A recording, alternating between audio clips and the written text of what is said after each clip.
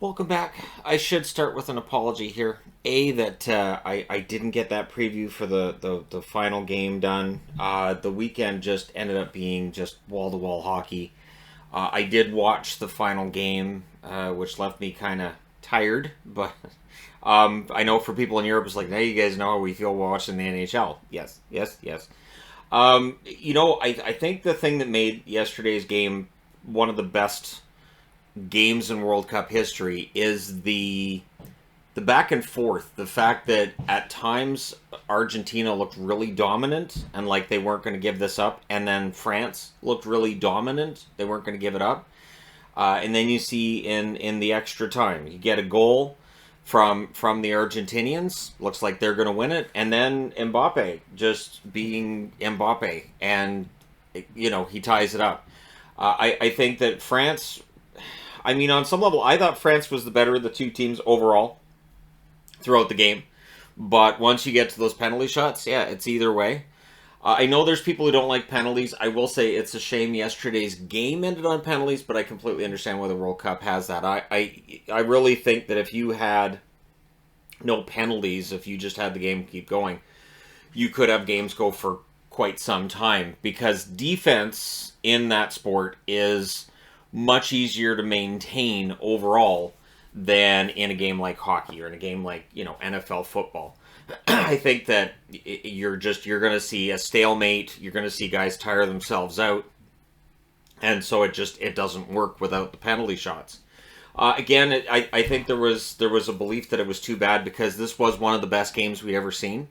So it was too bad. But again, both teams had their chances to bury it and didn't get it done. And so you had to go to penalty shots, or else you may not have got a result. For France, of course, being runner-up is just amazing. France continues to be, I think, one of the more consistent countries at the World Cup. I know they've had their failures, but every country has. I feel bad for some of the teams that didn't quite get there. I feel bad for Croatia. I feel bad for Morocco that they almost get it done and not quite. But for Argentina, with the way that tournament started for them, and then the way it finishes, there is no better story, I think, in the World Cup.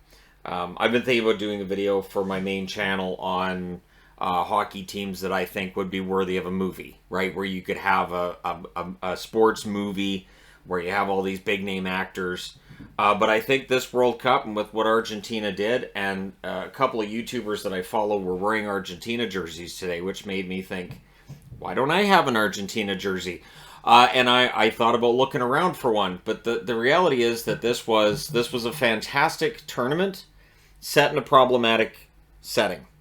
And so what we have to do is we have to separate how the tournament ended up and what the tournament ended up being, as opposed to where it was and who was in charge of the decisions being made. They even put this upside down. Who put this back here upside down? I don't understand.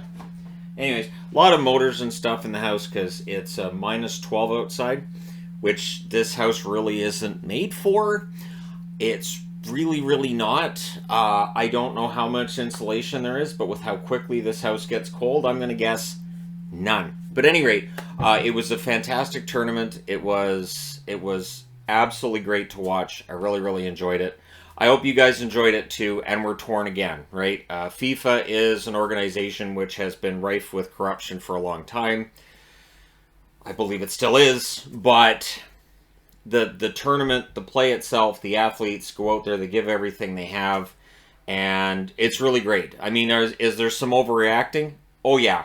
I'm trying to think of which player it was who got a yellow card for diving in the box, and I thought, well, that seems a little excessive, and then they showed the replay, and I'm like, nope, that checks out. That is definitely some extra rolling in there.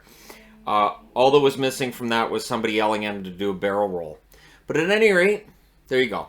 Let me know your thoughts in the comment section below, why this was the best game you ever saw, or if you disagree with people who say this was the best final game you saw, what is the best final game that you saw? I do plan to do other content on this channel between now and Christmas.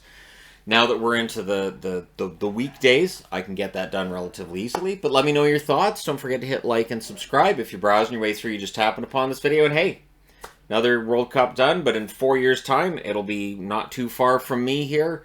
and it'll be a time of year where I can report on it a little more robustly. Thank you guys so much for all your support. I'll talk to you again soon.